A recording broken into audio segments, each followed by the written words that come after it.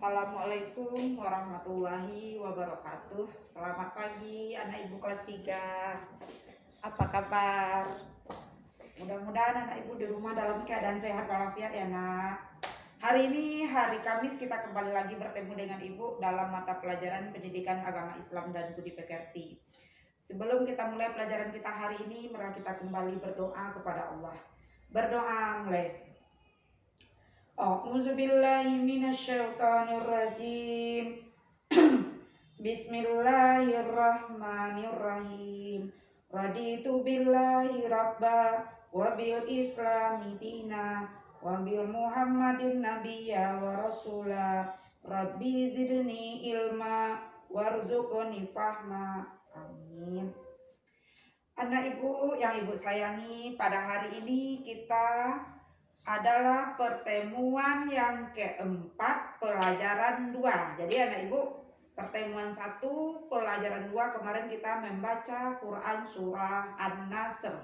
Pelajaran 2 pertemuan 2 menulis Quran surah An-Nasr. Yang ketiga pelajaran menghafal Quran surah An-Nasr. Yang keempat hari ini pelajaran kita adalah pelajaran lanjutan dari pelajaran yang kemarin, yaitu pesan Quran surah An-Nasr.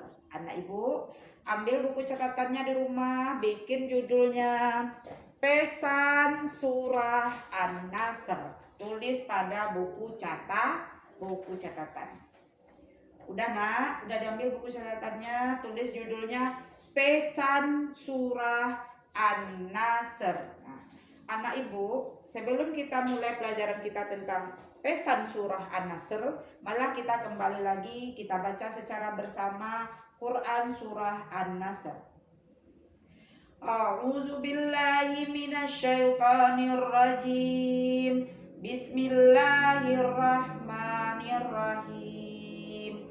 Idza jaa nasrullahi wal fath wa ra'aitan nasa yadkhuluna fi dinillahi afwaja fasabbih bihamdi rabbika wastaghfir innahu kana tawwaba.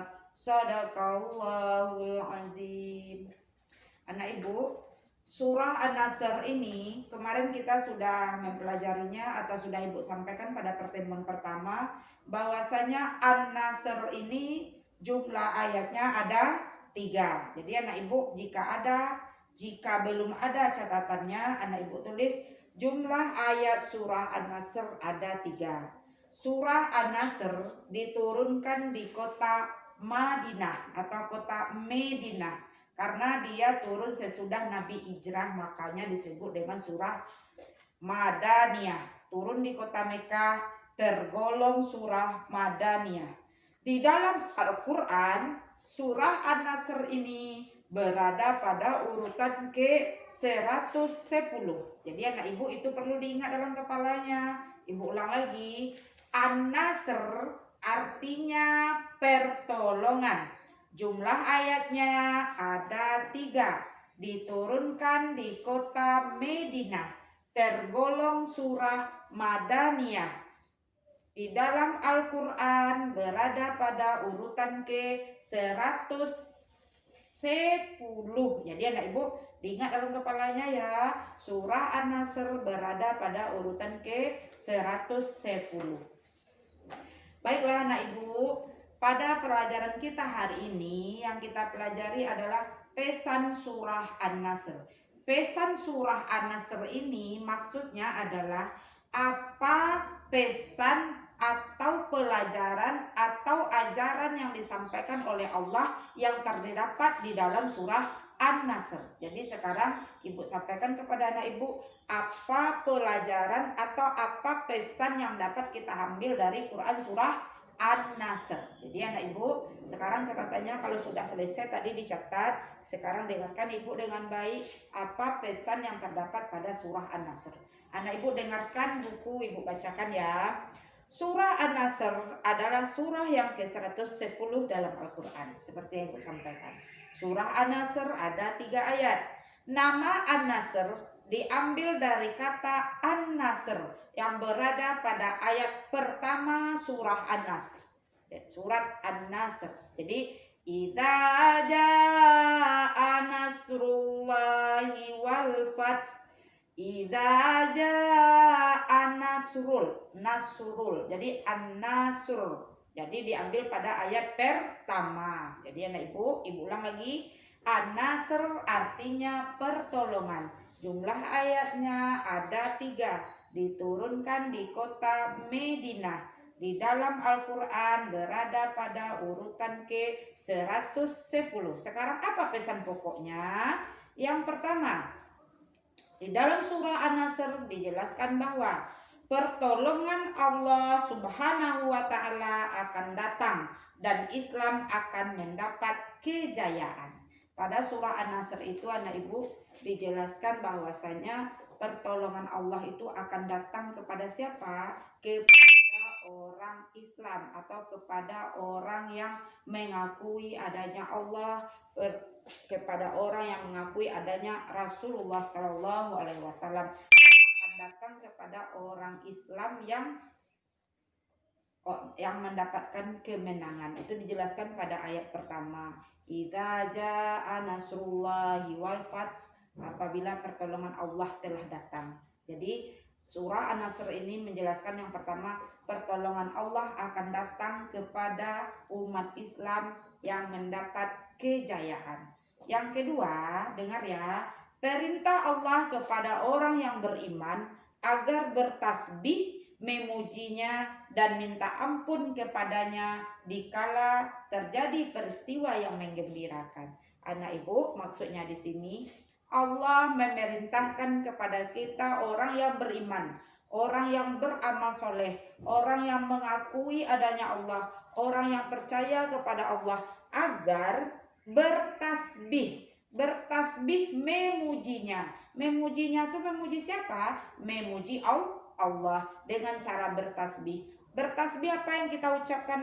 Kita ucapkan kalimat yang baik atau namanya kalimat thayyibah. Contohnya apa? Bertasbih memuji Allah itu dengan membacakan Subhanallah, artinya maha suci Allah.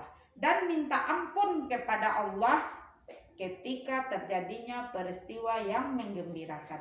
Jadi maksudnya di sini anak ibu, kita sebagai orang beriman, kita disuruh oleh Allah agar senantiasa bertasbih memujinya, bertasbih memuji Allah, mengucapkan kalimat thayyibah, kalimat yang baik kepada Allah dimanapun kita berada, di saat kondisi apapun kita berada, baik dikala kita senang maupun dikala kita susah. Jangan hanya ketika kita mengalami kesusahan baru kita mengingat Allah, baru kita bertasbih, baru kita memuji Allah, itu adalah salah. Karena disampaikan dalam surah An-Nasr ini malah disampaikan ketika kita menggembirakan justru kita harus bertasbih memuji Allah, karena kegembiraan yang kita terima itu datang dari Allah. Dan juga Allah memerintahkan kepada kita agar senantiasa minta ampun. Jadi tidak hanya bertasbih, tidak hanya memuji Allah, tetapi kita disuruh minta ampun. Minta ampun itu apa nak? Minta ampun itu meminta maaf kepada Allah, meminta diampuni kepada Allah atas segala dosa, atas segala salah, atas segala kekilapan yang pernah kita lakukan selama ini. Jadi surah An-Nasr ini menjelaskan kepada kita bahwa yang pertama, pesan yang terdapat di dalam surah An-Nasr itu yang pertama, agama Islam akan mengalami kejayaan dan Allah akan mendatangkan pertolongan kepada umat Islam yang mengalami kejayaan atau yang mendapatkan kejayaan. Jadi pertolongan Allah akan datang kepada manusia. Yang kedua, Allah memerintahkan kepada kita yang beriman agar senantiasa bertasbih memuji Allah dan meminta ampun kepada Allah di saat yang menggembirakan. Ketika umat Islam mengalami kejayaan, ketika umat Islam mengalami kemajuan atau kejayaan tadi, maka Allah memerintahkan agar senantiasa bertasbih dan meminta ampun. Jadi jangan lupa diri. Jangan hanya ketika kita mengalami kesusahan baru kita minta ampun, baru kita memuji Allah, ya Allah ampunilah aku ya Allah, sekarang hidupku susah ya Allah. Jangan ketika udah susah baru minta ampun. Ketika kita senang, ketika banyak nikmat, ketika banyak uang, ketika kita sehat, kita lupa dengan siapa yang telah memberi kita sehat, yang telah memberi kita nikmat. Makanya dikatakan oleh Allah, bertasbihlah kamu, minta ampunlah kamu di saat kamu mengalami kegembiraan atau mengalami peristiwa yang bergembira. Jadi intinya jangan ketika susah saja baru ingat Allah. Jadi ingat Allah itu baik di kala susah maupun di kala senang. Jadi anak ibu, itu pesan yang terdapat pada surah An-Nasr. Ibu ulang lagi, anak ibu, surah An-Nasr itu jumlahnya 3 ayat, diturunkan di kota Madinah, tergolong surah Madaniyah. An-Nasr artinya pertolongan. Surah An-Nasr dalam Al-Quran ayatnya urutan 110. Surah An-Nasr, pesan yang terdapat di dalam surah An-Nasr yang pertama, umat Islam, pertolongan Allah akan datang kepada umat Islam yang memperoleh atau yang mendapat kejayaan.